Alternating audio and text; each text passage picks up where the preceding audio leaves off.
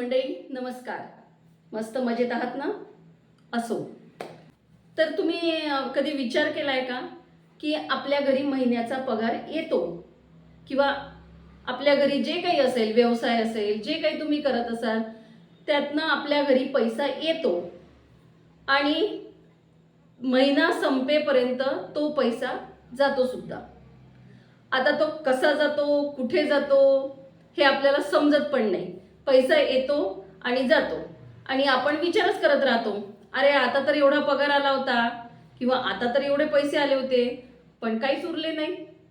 असं होते ना? तुमच्याकडे पण असं होते का? तर ना हे सगळ्यांच्याच बाबतीत होतं असं.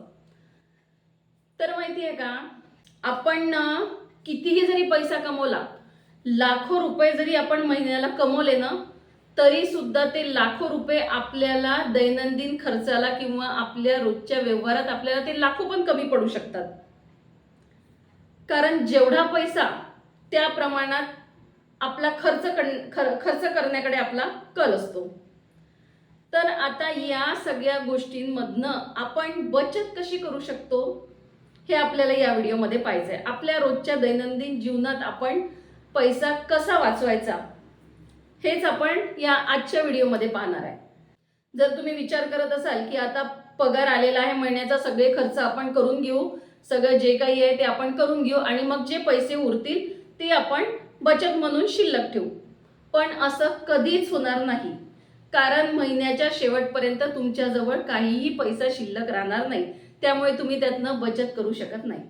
तर आज ना आपल्याला स्वतःमध्ये काही असे बदल करायचे किंवा अशा काही सवयी आपल्याला लावून घ्यायच्या आहेत की ज्या तुम्हाला बचत करायला उपयोगी पडतील. तर सगळ्यात पहिले तर तुमच्याकडे येणारी जी मिळकत आहे किंवा जो पैसा आहे त्या पैशातला तुम्ही सगळ्यात पहिले एक वाटा, एक रक्कम ही आधीच बाजूला काढून ठेवा. म्हणजे त्यातनं कुठलाही खर्च करण्याच्या पहिले एक शिल्लक रक्कम ही आधीच बाजूला काढून ठेवा आणि असं समजा की ते तेवढे पैसे आपल्याजवळ कधी आलेच नव्हते. हे जर तुम्ही केला तर ती तेवढी तुमची रक्कम जी आहे ती शिल्लक राहू शकते. आणि जर तुम्ही विचार केला की महिन्याच्या शेवटी जे उरतील ते शिल्लक मध्ये टाकू, तर ते कधीच उरणार नाही. तर सगळ्यात पहिले ही गोष्ट करणं गरजेचं आहे की सुरुवातीलाच आधी त्यातला एक वाटा काढून ठेवायचा, ती सेविंग म्हणून ठेवायची आणि ही सेविंग आपल्या पुढच्या भविष्याची तरतूद असते.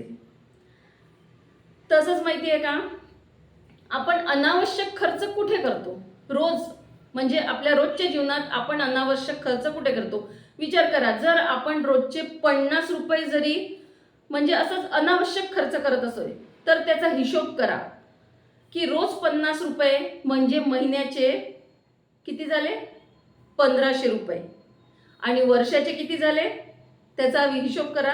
जवळपास वर्षाचे 18,000च्या जवळपास काहीतरी रुपये होतात. तर हे रोजचे 50 रुपये जे रोज आपण अनावश्यक खर्च करतोय आणि हेच जर 50 रुपये आपण रोज सेविंग केली तर महिन्याची सेविंग 1500 रुपये आणि वर्षाची सेविंग 18,000 रुपये होऊ शकते. तर हे 50 रुपये रोजचे अनावश्यक खर्च न करता ते 50 रुपये तुम्ही शिल्लक म्हणून ठेवू शकता. फक्त हे छोट्या छोट्या गोष्टी आपण जर समजून घेतल्या ना तर आपण सेविंग करू शकतो, रोजच्या व्यवहारातून सेविंग करू शकतो. आता जेव्हा तुम्ही खरेदी करायला जाता, मॉलमध्ये जाता, डीमार्टमध्ये जाता, तर त्यावेळी ना आधी एक तर घरूनच लिस्ट करून घेऊन जायची आपल्याला काय काय घ्यायचं आहे. हे सगळं आधीच घरूनच बिलकुल ठरवून जायचं, हे या गोष्टी मला घेऊन म्हणजे आणायच्या आहे बाजारातून, मॉलमधून, डीमार्टमधून ह्या गोष्टी मला आणायच्या आहे.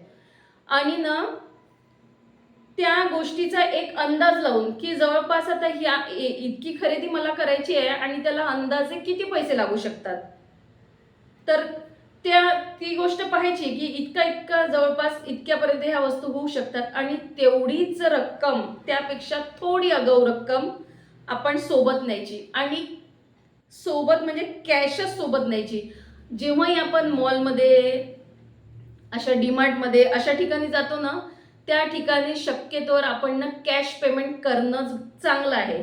आपण जेव्हा तिथे कार्डनी पेमेंट करतो ना तेव्हा आपल्याला तो अंदाज येत नाही. कॅशच सोबत न्यायची, म्हणजे आपण आगाऊ खर्च किंवा अनावश्यक गोष्टी आपण तिथे खर्च करणार, कारण आपल्याला माहिती आहे अरे आपण एवढीच कॅश आणलेली आहे, तर त्यावेळी तुम्ही तिथे पैसे वाचवू शकता.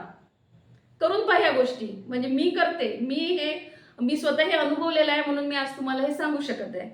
आपण बाजारात जातो, भाजी घ्यायला जातो, आपल्या घरामध्ये किती मेंबर आहे त्या मेंबरचा विचार करूनच भाजीची खरेदी केली पाहिजे.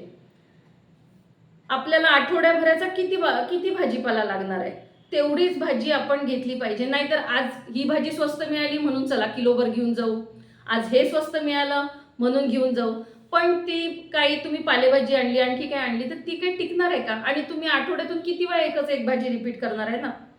तर ती भले जरी स्वस्त जरी मिळत असेल ना तरी ती अर्धीच घ्या. किलोवर घेत असाल तर अर्धाच किलो घ्या. ती जरी स्वस्त आहे तर तुम्ही अर्धा किलो घेत असाल तर त्यामध्ये तुमची आणखी बचत होऊ शकते.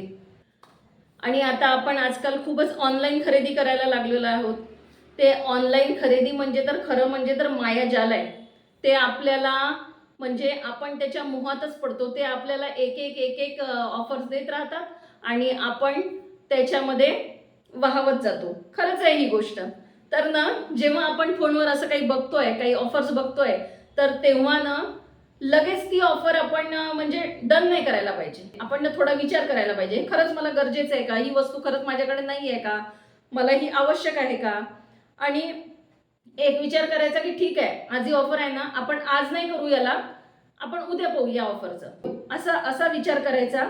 आणि ती ऑफर तेव्हाच नाही घ्यायची. याने काय होईल, आपण जो उद्यापर्यंतचा वेळ दिलाय ना आपल्याला त्या गोष्टीचा विसर सुद्धा पडून जाईल. म्हणजे उद्यापर्यंत कदाचित आपल्या ते लक्षात सुद्धा राहणार नाही की आपल्याला म्हणजे ही वस्तू आपल्याला आवडली होती किंवा हे कपडे मला आवडले होते आणि ते मला ऑफर करायचे होते, याचा कदाचित आपल्याला विसर सुद्धा पडून जाईल. होऊ शकते असं, करून पहा, करायला काही हरकत नाहीये, अनुभव घ्यायला काहीच हरकत नाहीये. आणि ना नेहमी आपली मिळकत किती, आपल्या जवळ येणारे पैसे किती, आपला पगार किती हे पाहूनच खर्च करायला शिका. नाहीतर मग शेजारच्याचं पाहून, मित्राचं पाहून, मित्राने गाडी घेतली, ढमक्याने घर बांधलं, त्यांनी बंगला बांधला म्हणून मला सुद्धा तसं करायचंय असा विचार मुळीच करू नका. आपले पैसे किती, आपल्या गरजा किती हे समजून ना पैसे खर्च करायला शिका. दुसऱ्याचं पाहून ते करतात आहे म्हणून तुम्ही खर्च करू नका. या छोट्या छोट्या गोष्टी आहे आणि याचा जर आपण स्वीकार केला, हे जर आपल्याला समजलं ना तर नक्कीच तुम्ही भविष्यासाठी चांगली बचत करू शकता. आणि बचत करणारा व्यक्ती हा कधीच कंजूस नसतो, कारण ही बचत जी आहे ना ही आपली गरज आहे, आपल्या भविष्याची सोय आहे, आपल्या भविष्यासाठी आपण एक निधी जमा करतोय असा त्या बचतीचा अर्थ असतो. म्हणून बचत करणारा हा काही कंजूस नसतो आणि ती काही वाईट गोष्ट नाही आहे. उद्या जर तुम्हाला काही इमर्जन्सी आली, काही दवाखान्याची इमर्जन्सी आली, उद्या तुमच्या मुलांना बाहेरगावी शिकायला जायची वेळ आली, पुढे जे म्हणजे अकस्मात खर्च काही सुद्धा येऊ शकतो, आपण ते काही सांगू शकत नाही. तर ही जी तुमची बचत आहे हीच बचत उद्या तुमच्या कामी पडणार आहे. तर ना पैसा आपण कितीही जरी कमवणं तर त्या पैशाला पाय फुटतच असतात. तर असं नाही की पैसा कमी आहे, पैसा कमी आहे असं नाही, तर तो पैसा ना आपल्याला व्यवस्थित खर्च करता येत नाही म्हणून पैसा आपल्याकडे शिल्लक राहत नाही. तर पैसा कमवणं यापेक्षा तो पैसा टिकवणं हे जास्त अवघड काम आहे आणि हेच आपल्याला जमलं पाहिजे. हे जर जमलं ना तर नक्कीच तुमचं पुढचं आयुष्य तुम्ही चांगल्या पद्धतीने जगू शकता. तर ही बचत म्हणजे तुमच्या पुढच्या भवितव्याची, तुमच्या कुटुंबाच्या भवितव्याची सोय असते. तर अशा छोट्या छोट्या सवयी जर तुम्ही स्वतःला लावून घेतल्या तर तुम्ही तुमच्या जीवनामध्ये चांगली बचत करू शकता. आणि ती बचत जी अशी आहे ना तिला इमर्जन्सी आल्याशिवाय बिलकुल हातच लावायचा नाही, की नाही ते पैसे आपल्याजवळ नाही असंच समजायचं. आणि ज्यावेळी तुम्हाला इमर्जन्सी येईल, खूप मोठं काम पडेल, त्याच वेळी त्या बचतीला हात लावायचा. तर पहा ह्या अनुभवाच्या गोष्टी आहे, मी अनुभव घेतलेले आहे म्हणून तुम्हाला सांगते आहे. आणि तुम्ही सुद्धा बरेच लोक करत असतील अशा गोष्टी, असं काही नाही की बरेच लोक बचत करणारे आहे, मॅनेजमेंट त्यांना पैशाची मॅनेजमेंट जमते. तर करून पहा या गोष्टी. आणि तुमचे काय अनुभव आहे ते तुम्ही मला कमेंट बॉक्समध्ये सांगा. माझे ज्या गोष्टी तुम्हाला पटल्या असतील त्या घ्या, ज्या नसेल पटल्या त्या सोडून द्या. आणि माझा व्हिडिओ तुम्हाला आवडला असेल तर एक लाईक, शेअर आणि माझ्या चॅनलला सबस्क्राईब करा, म्हणजे मला अजून तुम्हाला पुढे पुढे नवीन व्हिडिओ तुमच्यापर्यंत मला घेऊन येता येईल. तर तोपर्यंत तुमची रजा घेते. धन्यवाद.